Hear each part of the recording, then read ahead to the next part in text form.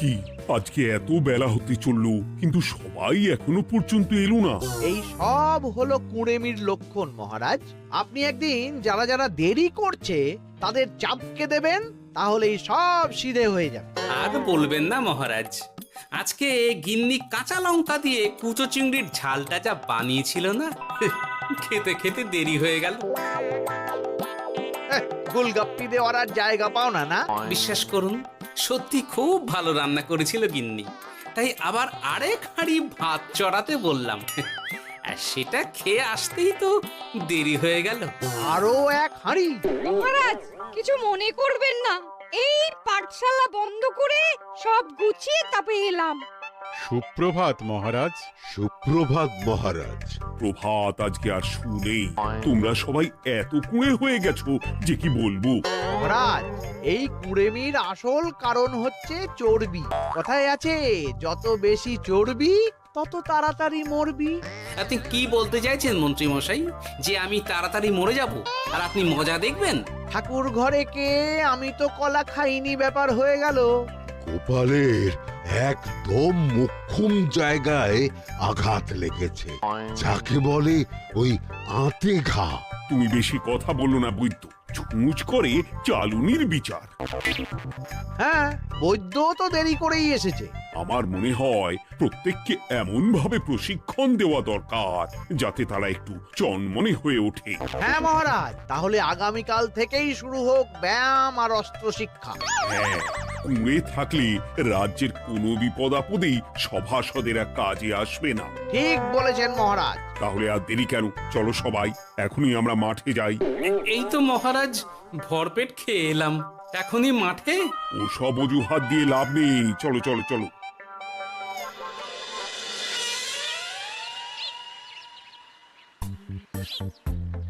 এবার সবাই সারিবদ্ধভাবে দাঁড়িয়ে পড়ো।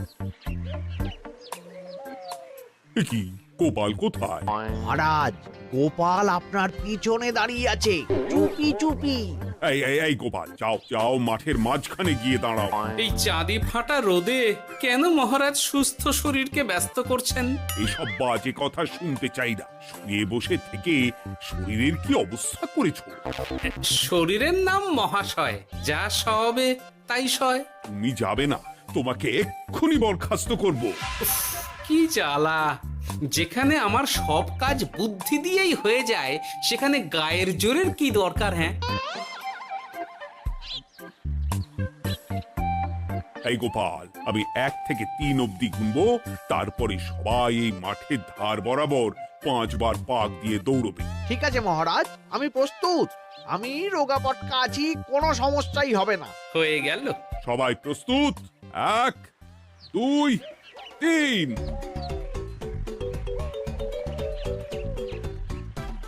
কি হলো গোপাল, দৌড়াও দৌড়াও। মহারাজ, এর থেকে বেশি জোরে পারবো না। আই, কে আছো?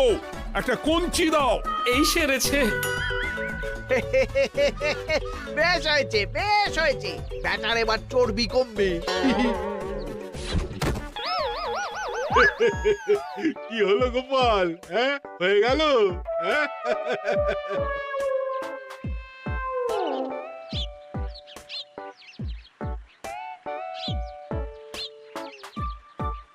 এই উল্টে উঠি, আমাদের দাদু উল্টে গেছে।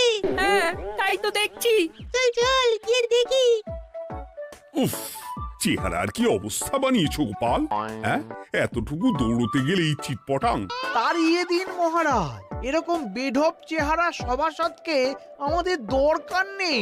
না না, তা বললে হবে নাকি গোপাল, তুমি এক্ষুনি বাড়ি চলে যাও, কালকে আবার মাঠেই দেখা হবে। এই দাদু বাড়ি চলো। ওরে বাবারে!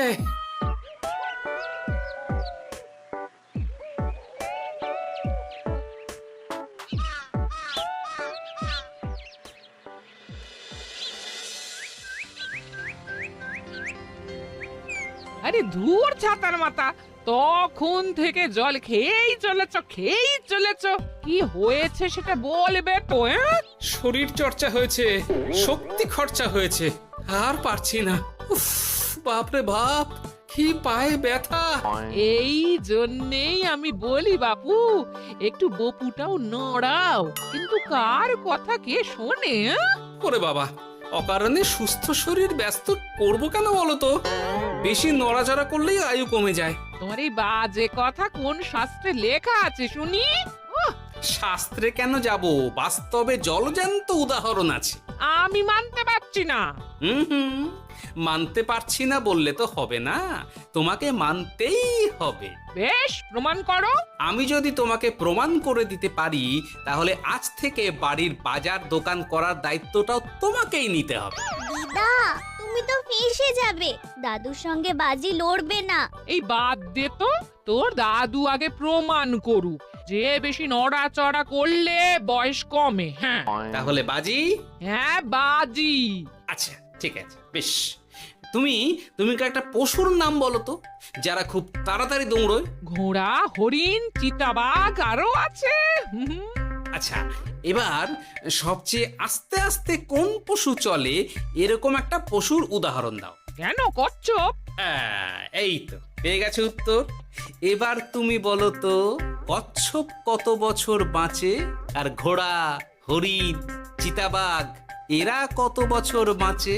চিতাবাঘ, ঘোড়া কেউই 30 বছরের বেশি বাঁচে না, কিন্তু কচ্ছপ 300 বছরও বেঁচে থাকে। হেরেছে, হেরেছে,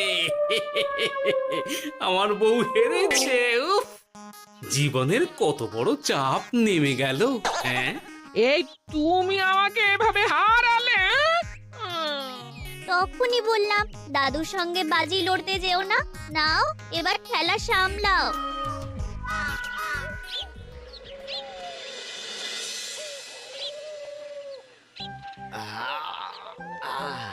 আরো ভালো করে মালিশ কর। আজকে ছোটাছুটি করে পা দুটো বেশ ব্যথা ব্যথা করছে। কালকে তো আবার অন্য পরীক্ষা।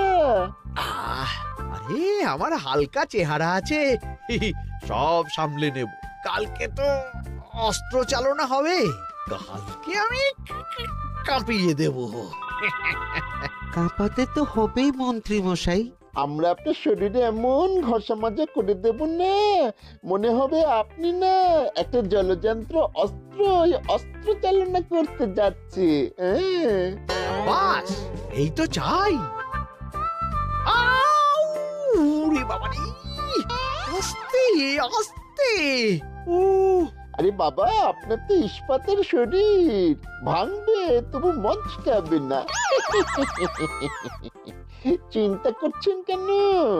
ভয় পাবেন না, ভয়কে জয় করতে হবে। আরে আরে আরে, তোরা আমার কথাটার সাথে করছিসটা কি? মানুষটা মরে যাবে তো। চিন্তা করো না গিন্নি। ওরে বাবা, ওরা বলেছে আমার ইস্পাতের শরীর, ভাঙবে তবু মচকাবে না। একবার এই বুড়ো বয়সে হাত পা ভাঙলে কি সামলাবে শুনি? মন্ত্রী মশাই, আমাদের বকশিসটা দিয়ে দিন, আমরা কেটে পড়ি। বাবারে বাবা, দিচ্ছি। এনে এত খাটানোর পরে এই এতেই এখন খুশি থাক। হ্যাঁ,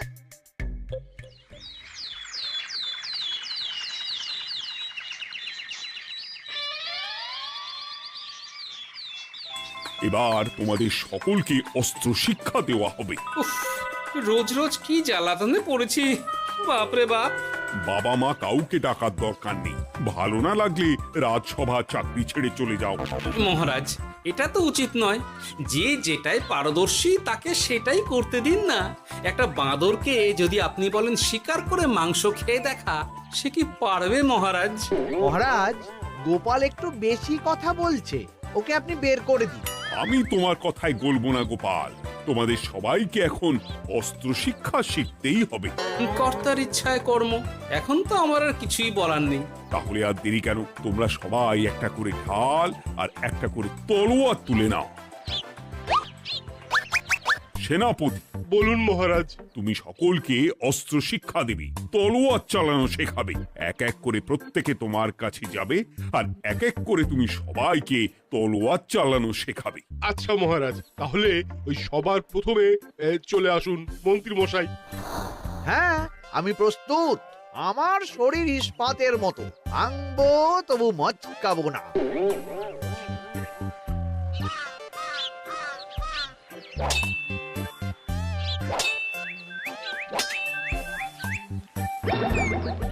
কি কেমন দিলাম? অত সহজ নয় সেনাপতি। আমি মন্ত্রী এমনি এমনি হইনি, আগে অস্ত্র শিক্ষা শিখে তবে মন্ত্রী হয়েছি। এটা কি হলো? হ্যাঁ, আপনি অস্ত্র শিক্ষায় পারদর্শী, কিন্তু আরো বিচক্ষণ হতে হবে।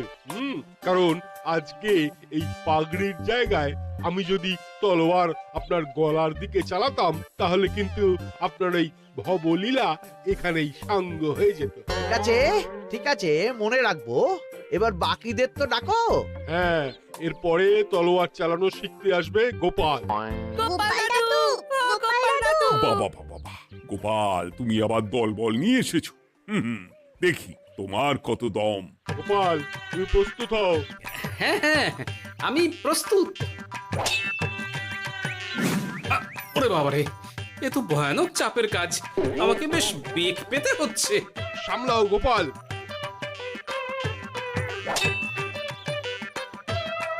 না, আমাকে অন্য রাস্তা দেখতে হবে।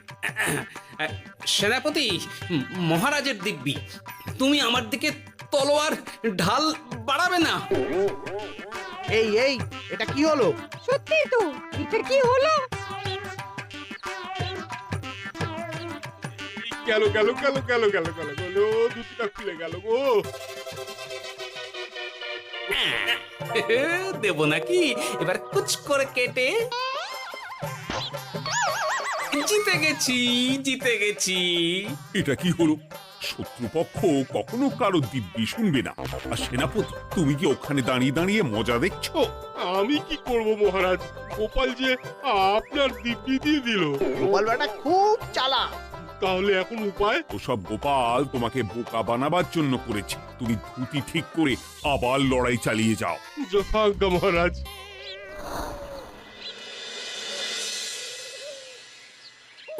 কিরে ন্যাপলা, তোদের দিদা আমার জন্য কি রান্না করে পাঠিয়েছে রে? এই তো ভাত, আলু সেদ্ধ, এই পুঁই শাকের ঝোল আর রুই মাছের ঝাল। আর তোদের যে তোষক, বিছানার চাদর আনতে বলেছিলাম, এনেছিস তো? ওই তো দাদু, কুটির গুলটে আর বাকিরা সবাই ধরাধরি করে নিয়ে আসছে। ব্যাস, তাহলে তার কোনো চিন্তা নেই। খেয়ে একটা জব্বর ঘুম দেব, কারণ এখানে যা রঙ্গ দেখছি তাতে বিকেল হয়ে যাবে। তলোয়ার শিক্ষা আজকের মতন এইটুকুই থাক। এবার শুরু হবে বল্লম শিক্ষা। সবাই আবার আগের মতন সারিবদ্ধভাবে দাঁড়িয়ে পড়ো।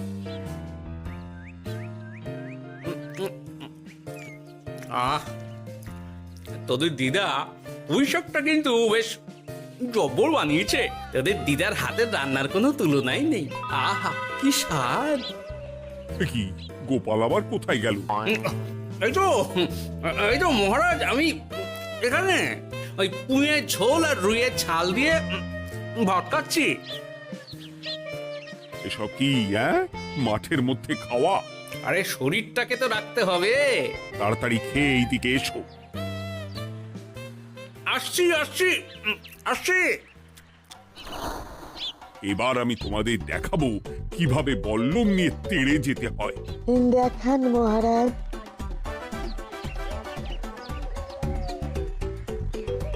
এ তো খুবই সোজা মহারাজ। ঠিক আছে, তাহলে বল্লম নিয়ে তেড়ে যাও দেখি। দিন, আপনার হাতের বল্লমটাই দিন।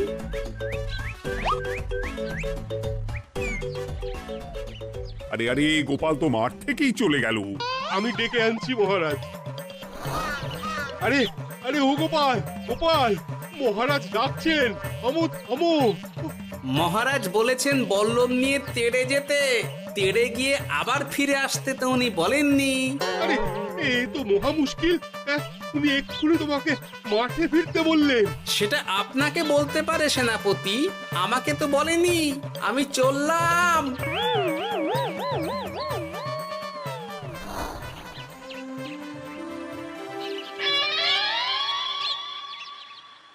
উফ, বাবারে বাবা, কি ঝক্কি! অনেক বুদ্ধি করে মাঠ থেকে খাটে চলে এসেছি। আমি আর উঠছি না। এ কি বলি, তোমাদের তো এখন অস্ত্র শিক্ষা নেওয়ার কথা। হ্যাঁ, তোমার বলা নেই কোয়া নেই, অমনি বাড়ি চলে এলে। আরে বাবা, ওইসব অস্ত্র শিক্ষা মানেই সুস্থ শরীরকে ব্যস্ত করা, অসহ্য খাটনি, অযথা কষ্ট। কষ্ট করলে তবেই কেষ্ট পাওয়া যায়। হ্যাঁ, তোমায় আমি আগেও বুঝিয়েছি, যেখানে বুদ্ধি কথা বলে সেখানে দেহের শক্তি নীরব দর্শক গিন্নি। আরে বাবা, সে না হয় বুঝলাম, কিন্তু মহারাজ তো ভালোর জন্য সবাইকে অস্ত্র শিক্ষা দেওয়ার চেষ্টা করছে না। আরে বাবা, যার যা কাজ তাকে সেটা করালেই পারে। মহারাজ তো সেটা বুঝতেই চাইছেন না। আমি এখন ঘুমো।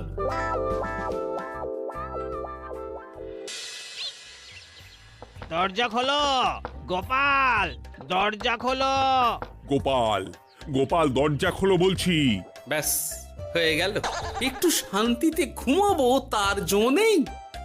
দরজা খোলো গোপাল। বলুন মহারাজ। তুমি কি পেয়েছোটা কি গোপাল? রাজসভায় দেরি করে আসবে, তারপর অস্ত্র শিক্ষার সময় ফাঁকিবাজি দেবে। এভাবে তো আর তোমাকে মনে হচ্ছে রাজসভায় রাখা যাবে না। মহারাজ, গোপাল তো মুখের কথার লোক নয়, ওকে তাড়িয়ে দিই। কেন মহারাজ? আমি কি এমন মহাপাপ করেছি যে আমাকে তাড়িয়ে দেবেন? এই যে আমার কথা শুনছো না, এটাই তোমার অপরাধ। অপরাধ নেবেন না মহারাজ। পণ্ডিতের দায়িত্ব পুজো করা, সভাকবির দায়িত্ব কবিতা বলা, সাহিত্য চর্চা করা, আর আমার দায়িত্ব হাসি মজা করে আপনার মন ভালো রাখা। কিন্তু আপনি আমাকে জোর করে যুদ্ধের ময়দানে ঠেলে দিতে চাইছেন। এটা আমার ইচ্ছে। আমিও তো মহারাজ ইচ্ছে করলে অনেক কিছু করতে পারি। চোখ বন্ধ করে লক্ষ্য ভেদ করতে পারি, শুধু বুদ্ধি দিয়ে। আরে বাহ, এত বড় কথা! তাহলে মহারাজ, ওকে বলুন পরীক্ষা দিতে। কি পরীক্ষা?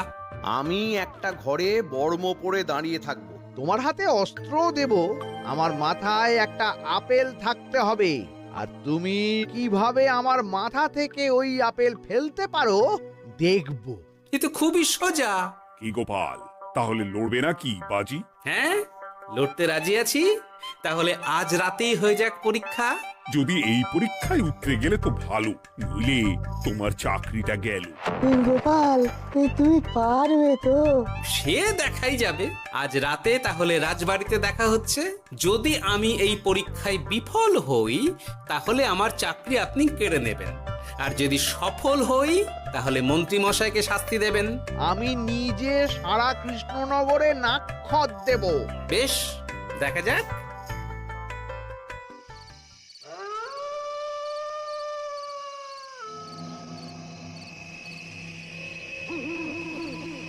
কি মন্ত্রীমশাই, ব্যবস্থা সব ঠিকঠাক হয়েছে তো?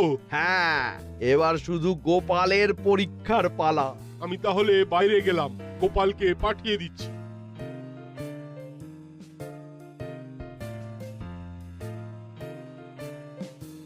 এবার যাও গোপাল, ঘরের ভিতরে যাও, দেখি তুমি কি করে মন্ত্রীর মাথা থেকে আপেল ফেলতে পারো।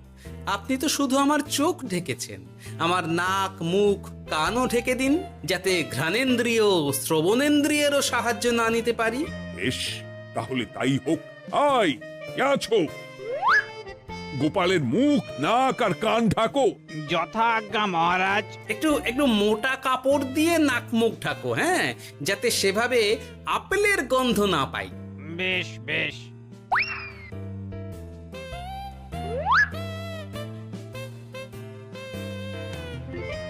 যাও গোপাল। গোপাল, এবার তোমার চাকরি গেল। এবার তুমি কি করবে? কি করবে? দৌড় ঝাঁপে ফাঁকিবাজি? হ্যাঁ,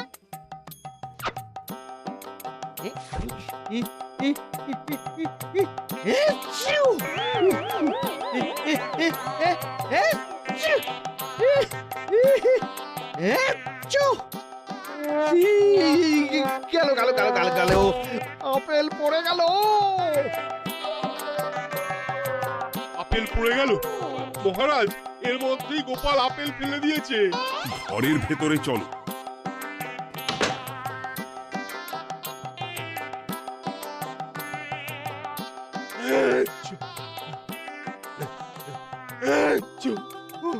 বাবারে,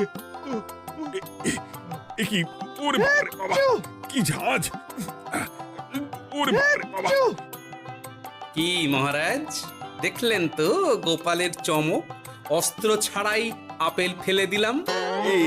এ কি? এটা তো তুমি নীতি বিরুদ্ধ কাজ করেছো।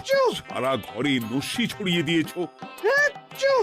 মহারাজ, হাঁটতে গিয়ে আপেল পড়ে গেছে। এবার সারা কৃষ্ণনগরে নাক্ষত দিতে হবে। সত্যি সত্যি গোপাল, বুদ্ধি তো তোমার জুড়ি মেলা আভার। আমার নাম গোপাল ভাঁড়। একটা কথা মনে রাখবেন, কেউটে সাপের লেজে পা দেবেন না, আর গোপালের কাজে বাধা দেবেন না। যে কাজ বুদ্ধি দিয়ে করা যায়, তার কাছে শক্তি ছোট্ট শিশু মাত্র। সত্যি গোপাল, আজ তুমি সেটাই প্রমাণ করে দিলে। আর আজ থেকে তোমাকে তোমার ইচ্ছার বিরুদ্ধে খাটাবো না। তুমি খাও দাও, ভুড়ি বানাও। যার যা কাজ সে তাই করবে। যেমন এখন মন্ত্রী মশাই নাক্ষত দেবেন। হ্যাঁ, ভুল করে বাজি ধরে ফেলেছি, এখন নিজেই চাপে পড়ে গেলাম। তাহলে আর দেরি কেন? নাক্ষত এখন থেকেই শুরু হোক। কৃষ্ণনগরের রাস্তা শেষ হতে হতে সকাল হয়ে যাবে।